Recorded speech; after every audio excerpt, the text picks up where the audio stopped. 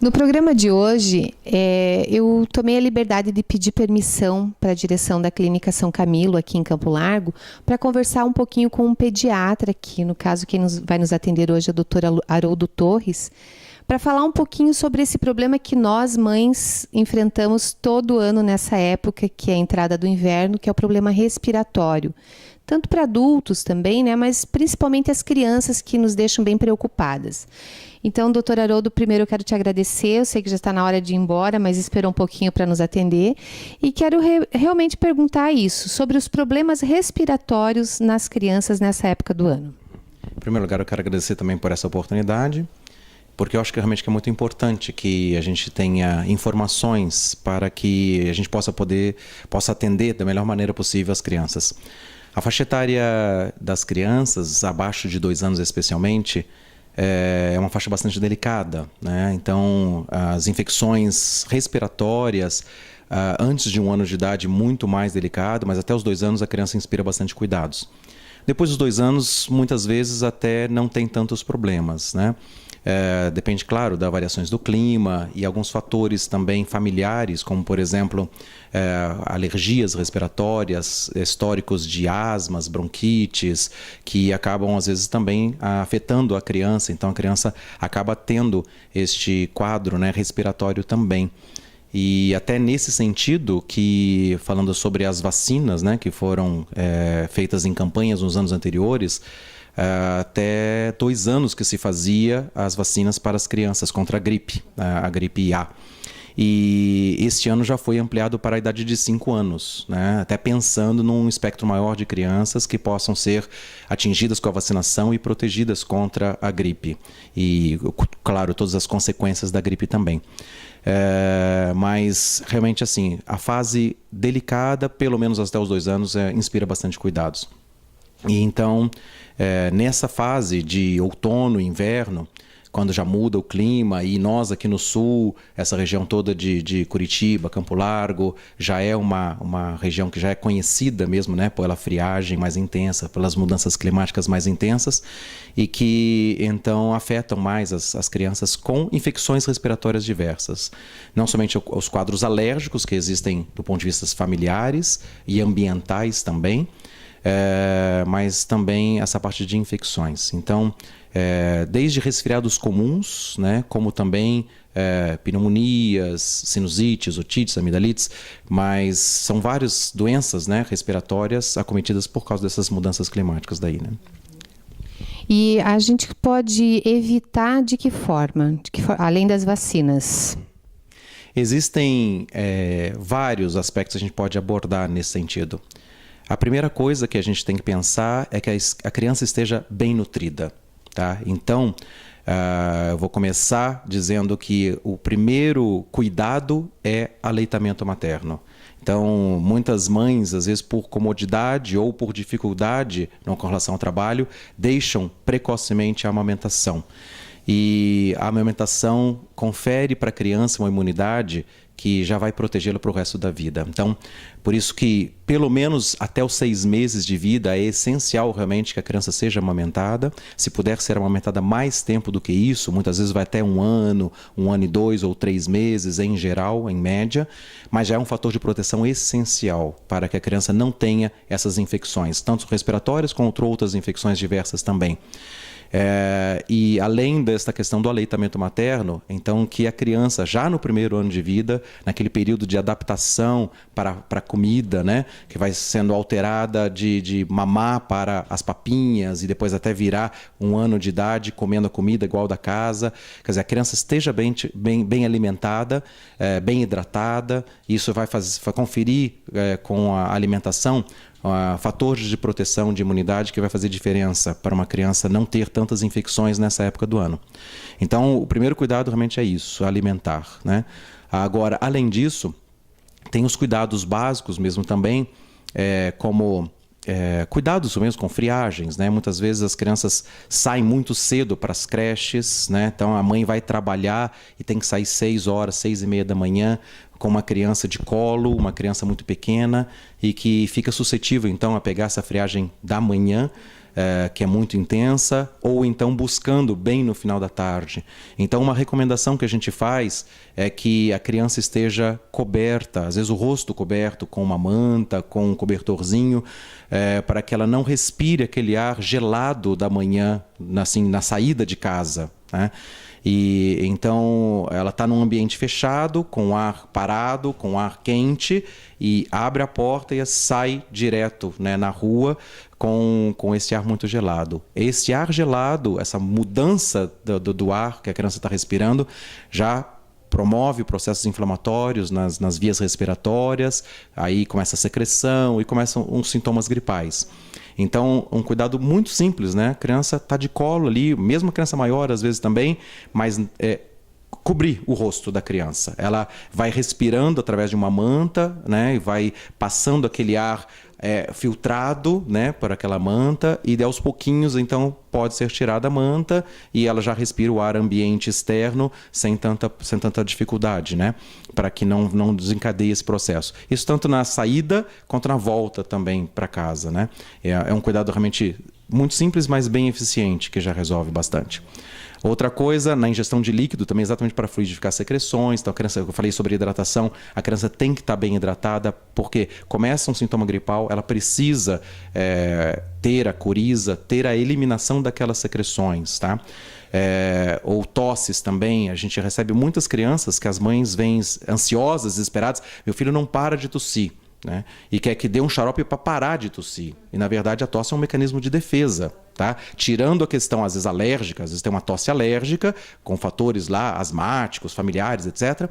Mas a tosse é uma defesa, é uma proteção de expectorar aquilo que está prejudicando, que está invadindo o corpo daquela criança e que precisa ser colocado para fora. Então, ela tem que tossir mais, na verdade, não tem que parar de tossir, né?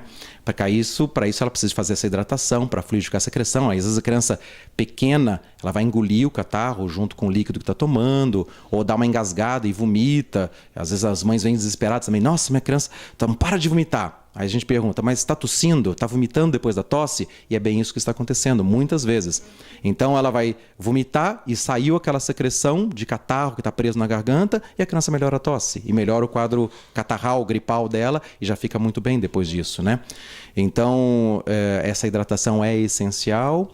E às vezes precisa realmente de alguns medicamentos, né, que são ou antigripais ou até expectorantes para facilitar que a criança faça essa eliminação de secreção e não fique retido nas vias aéreas ou até aumente em parte de brônquios ou pulmões, até virando uma pneumonia, com alguma consequência assim mais séria, né? Eu queria te perguntar em relação à inalação, né? Inalação com o soro só, se ela é recomendada, se tem alguma contraindicação de fazer muito, como funciona isso? A inalação com soro fisiológico só, ou então o que a gente até recomenda de maneira bem mais simples, às vezes as mães não têm o aparelho para fazer inalação, mas que faça a vaporização no chuveiro, né? Então, ajuda na fluidificação de secreções. Não é que tem que sempre fazer inalação, né? O essencial é a hidratação, é tomar líquido. Mas a inalação com soro fisiológico ou com essa vaporização no banheiro ajuda bastante, que a criança às vezes faz a coriza, faz uma tosse depois de receber um vapor quente. Então, facilita a expectoração, sim. Mas tudo com moderação também, né? Tem que ter, muitas vezes, uma avaliação médica para ver qual é a necessidade, quanto fazer de inalação. Às vezes se precisa inserir medicamentos junto com a inalação, mais do que o soro fisiológico, que também a gente vê muitas vezes a mãe coloca alguns remédios por recomendações de vizinhos, de farmacêuticos, né? E assim por diante, que são contraindicados para aquela criança, para a faixa etária, aliás, inclusive xaropes também, né? Uma ansiedade, não conseguiu consulta e aquela fila para ser atendido, então vai na farmácia e o balconista vende alguma coisa para tosse, a maioria das vezes errado, né? Então uma medicação errada que, em vez de ajudar, prejudica, tá? Então tudo com devido cuidado, com devida orientação, inclusive até para uma inalação simples, né? Mas a vaporização ajuda bastante também, né? Bom, e agora falando um pouco de crianças maiores que estão em idade escolar mesmo, se a gente perceber que o nosso filho está com algum problema de gripe, de resfriado, é recomendado que não mande para a escola realmente para não passar o vírus para os outros. É isso a tua recomendação ou não? É muito variável isso, tá? De maneira geral, seria essa recomendação mesmo, né? A pessoa está tossindo, está espirrando, está expectorando e está colocando no ar, né, essas bactérias, vírus ou bactérias que podem ser inalados por outras crianças. Então, a transmissão é pelo contato, realmente. Às vezes, já no ambiente familiar acontece isso, um gripou, gripa todo mundo. Na escola também. Depende muito dessa questão. Se estiver muito, espirrando muito, tossindo, catarro mesmo também, realmente com certeza não é recomendado que vá ter contato com outras crianças e que transmita para outras crianças também.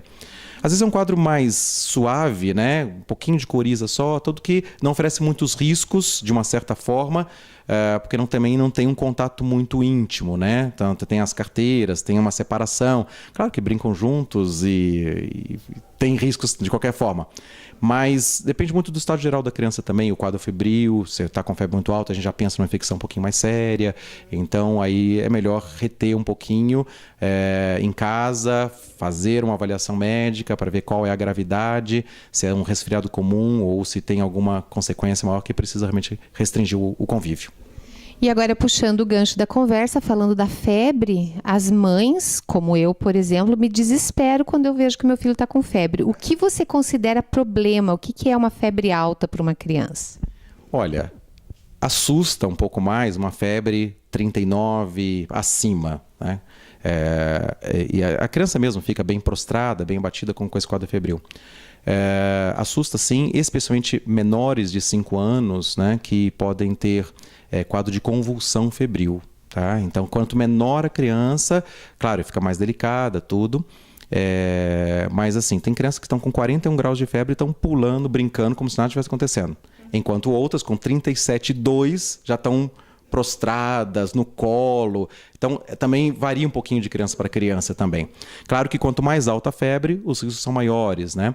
Aí precisa ser medicada, né? Então, às vezes dado um banho morno na criança, deixa a criança brincando ali no chuveiro, numa banheirinha, ali uns 15, 20 minutos, o que for, tá? E tirar a roupa, não ficar muito agasalhada, tá? Inclusive, quando a febre está muito alta também, muitas vezes acontece de ter calafrios, né? A criança faz aqueles tremores, dá uma sensação de frio, quem já passou por essa experiência chama calafrio, porque dá a sensação de frio mesmo também, mas não é para ficar agasalhada demais, né? Porque senão vai aquecer muito mais, sobe muito mais a temperatura e corre o risco, por exemplo, de ter uma convulsão pela febre. Então, apesar de ter tremores, tem que desagasalhar, tem que colocar debaixo de uma água morna, num chuveiro, tá? E dar o remédio, né? Um antitérmico, para poder então estar amenizando essa febre para não ficar tão alta, né? Ou por um período tão prolongado. E é normal, as mães sempre ficam inquietas, né? Falam assim, eu dei o remédio, mas deu tantas horas e voltou a febre. Então, habitualmente, por um quadro viral, como resfriado comum, ficam 3 dias de febre. Né? Então, a gente vai preocupar pelo estado geral, se a criança estiver muito prostrada, muito abatida, muito catarrada, com falta de ar, com esforço respiratório, ou então persistência de febres altas no 3º dia ou passando de 3 dias com febre.